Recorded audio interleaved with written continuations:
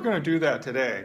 And so now the exercise today will be the G, the G7, and the C, and we're going to play this line. So in music, for the piano player that's here, she knows what 3/4 time is, and these are and you'll see that there are lines, and these are called measures, and then in between the measures. So you can see that the guitar part is you strum it, and then when you get to the next bar, you're actually changing the chord to something else, okay? And then you change the chord again, and then back. So the other thing that you'll notice on here is there's a time signature called 3/4 time, okay? You don't need to know what that is, except that it's a waltz tempo. We're going to just play straight strums, but it's more like so it's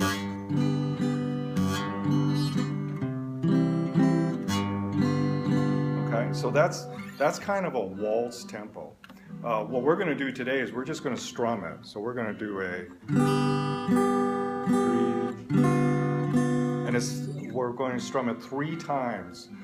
There was one song for the workshop people that were here that we did. I think it was Slaybo's. One of the songs that we did in the holiday songs was a 3/4 time. So we were only strumming 3 beats per measure. Okay. So here's what we're going to do. I'm going to demonstrate it. So I'm going to count it off. 1, 2, 3, ready, go.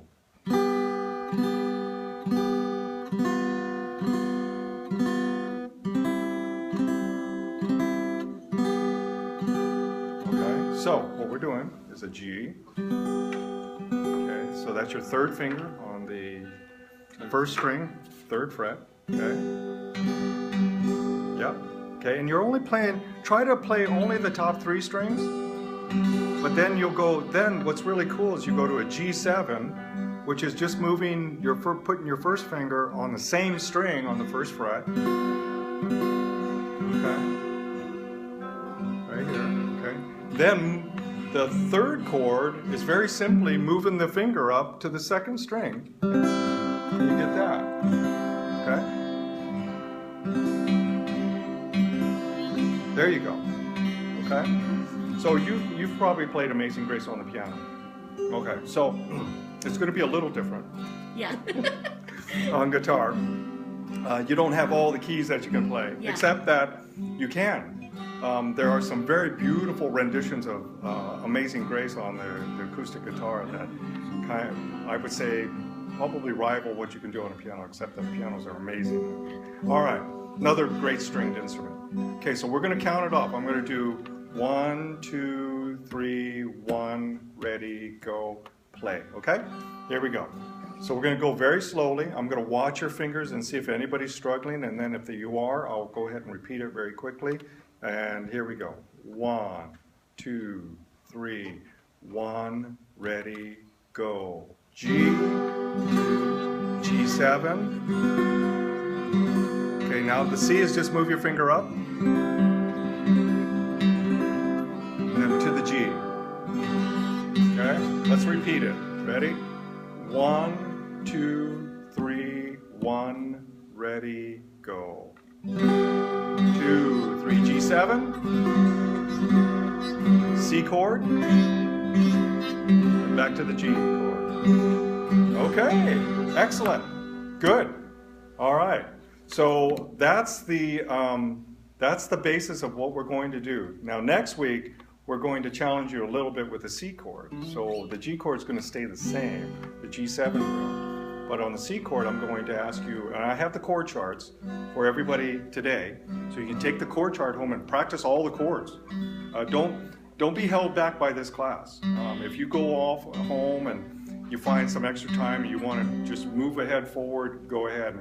But in this class, we're going to try to move at a steady pace, get you guys a lot of chords. There's going to be, now today we're learning 3 chords. Next week we're going to learn a couple more chords.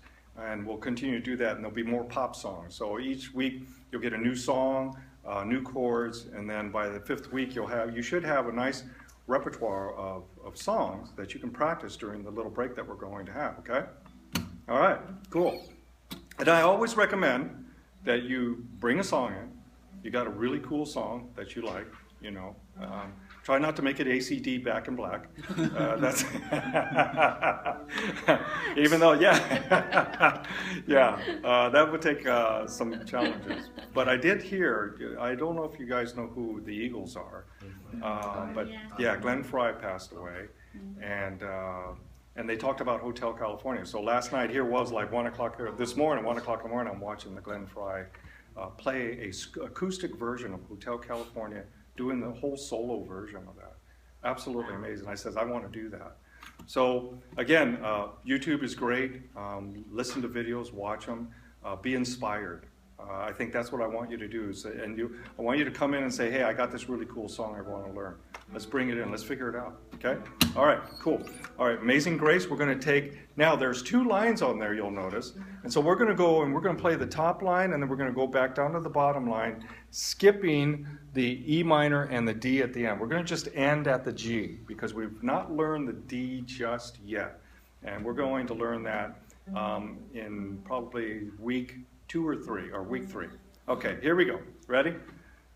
All right, I'm going to count it off about this speed. 1, 2, 3, 1, ready, go. G, G7. Okay, now C chord. Okay, back to the G chord. Okay, now second line is G chord, G7, to C chord.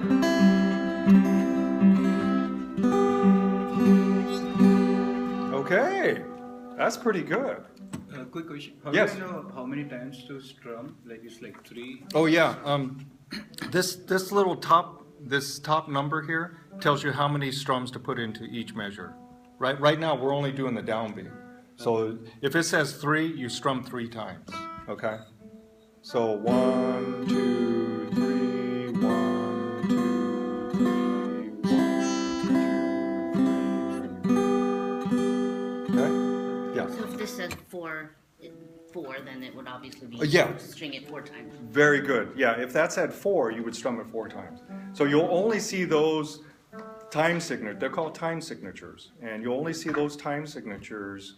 Those are the 2 most popular. Is 4/4 time and 3/4 time. All right. Okay, I'm going to hand you now. I'm going to stop this just.